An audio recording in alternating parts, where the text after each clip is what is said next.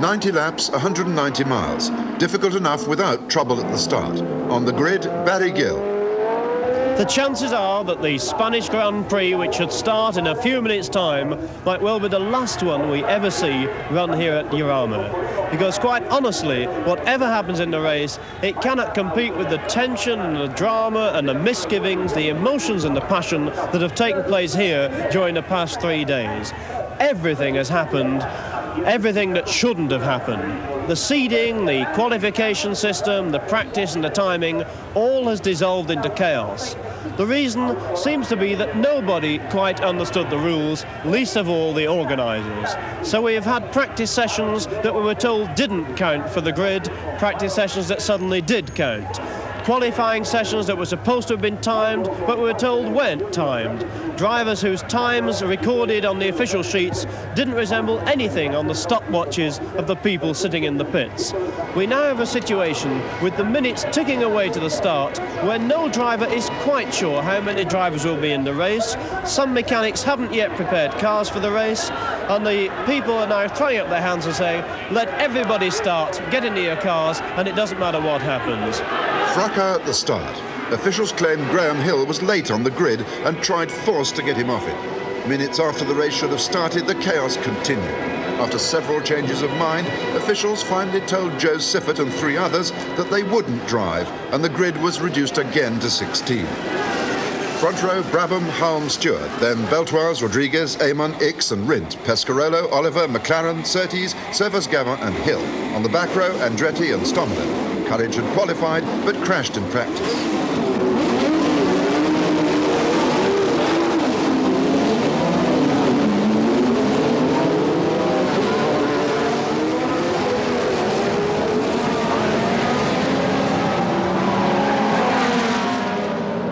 Nuvolari, Fangio, Varzi. Landmarks of the twisting track surrender as Stewart screams ahead of the field on and into Le Mans.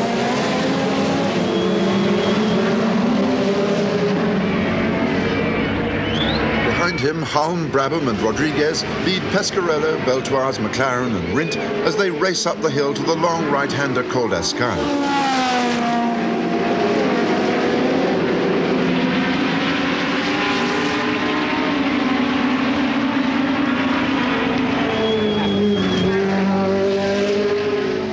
From Portago downhill through the Bugatti S's, the Blue March trumpets as the waiting crowd strain for a glimpse of the champion Scot. But behind him comes disaster. Cutting the hairpin, Jackie Oliver crashes out of control into Jackie Ix.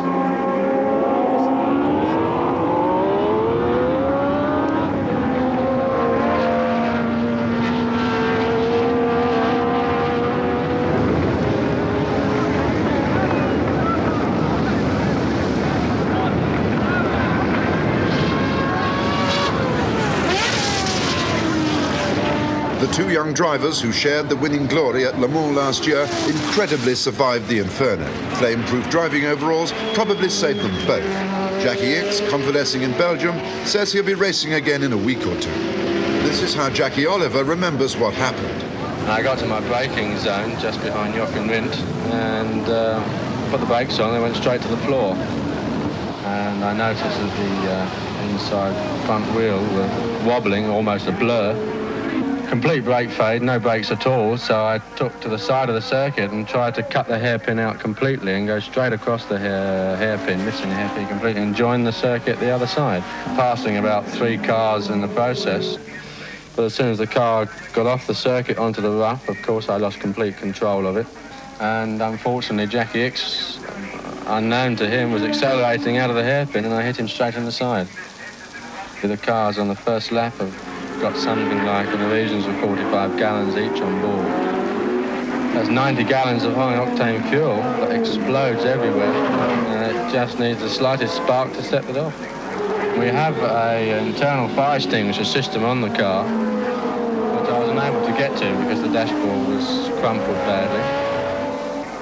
So I rolled myself on the grass until the flames were put out and then collected my senses and then ran as quickly as I could to the pits to warn Pedro Rodriguez, my teammate, so that they could bring in him to save a similar drama. But obviously my front suspension failure happened, so it was obvious it was going to happen to him sooner or later, so we brought the second car in.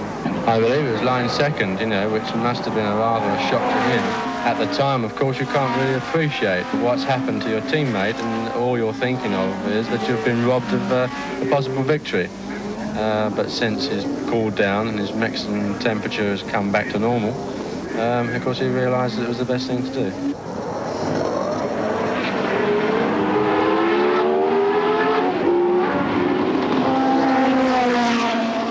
Rodriguez had been fourth as the 14 survivors fought their way through the flames to keep the race going. Ahead of him, Stewart, Brabham and Halm, and behind, the order unchanged except for Eamon, who dropped back with clutch trouble.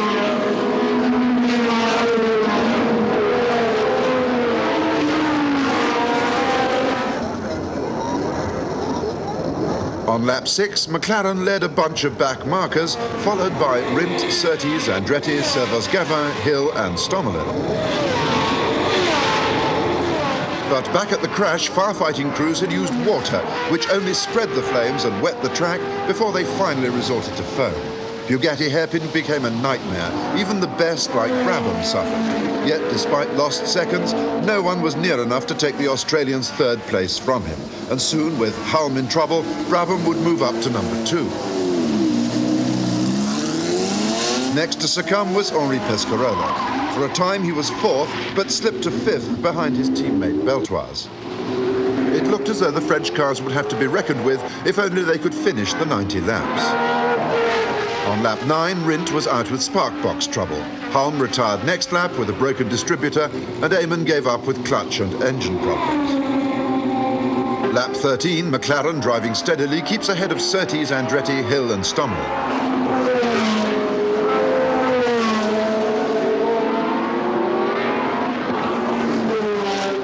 Three laps later, and a marshal signals Beltoise that Brabham is fighting to get back into second place after letting the Frenchman through at Bugatti.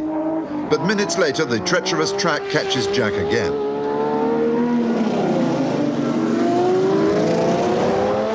The Brabham is way behind as Stewart fights off Beltoise through Monza Bend.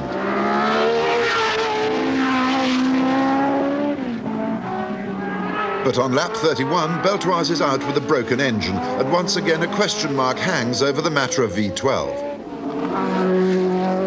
Pescarolo in the other team car was lying 4th and going strong on lap 33 when suddenly, in a spectacular way, the engine blew up and Matra hopes ended in a cloud of smoke and dust, leaving the Frenchman to carry his helmet back to the pits.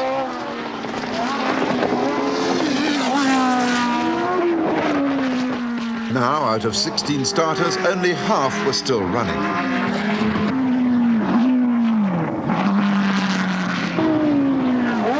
On lap 36, Andretti was 6th, leading Stommelen in the German-entered Brabham. The day-glow-coloured march was going well, and it looked as though the American might have his first Grand Prix finish of the season.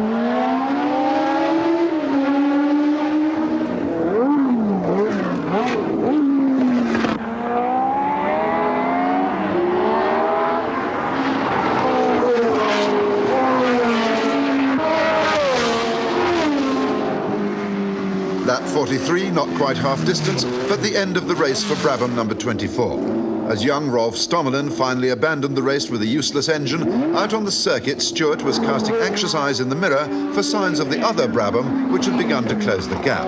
There were now only 7 cars left in the race.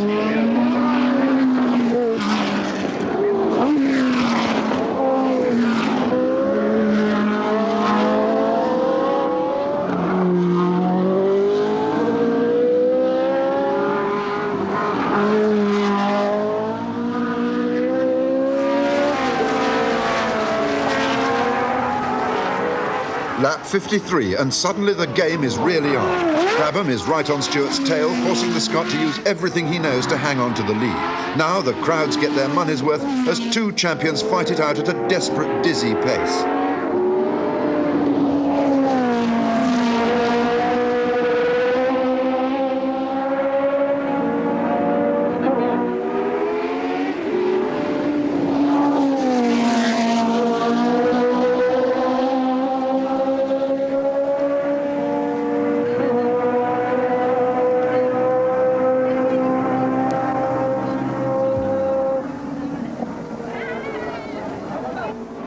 almost 20 miles, the cars clung together. Then, disappointingly, the Brabham's engine gave a puff of smoke, and the Australian took the slip road into the pits, out of the race for good.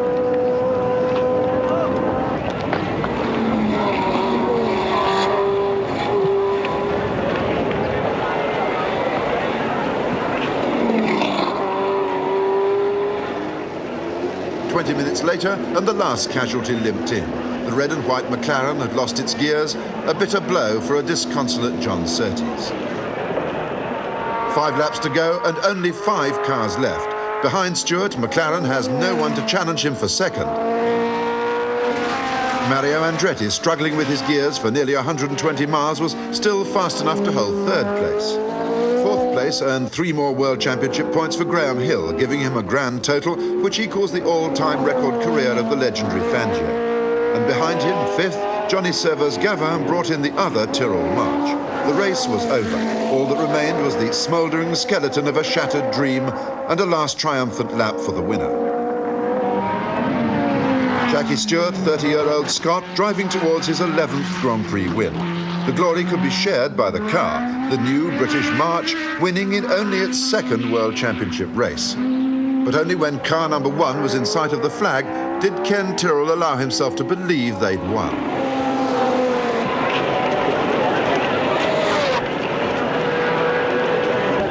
For the Spanish crowd, another hero. For the Grand Prix circus, food for thought as they look forward a fortnight to the next race of the 1970 World Championship, the colourful and spectacular Monaco Grand Prix. Perhaps only Stewart will remember Jarama as a moment of triumph.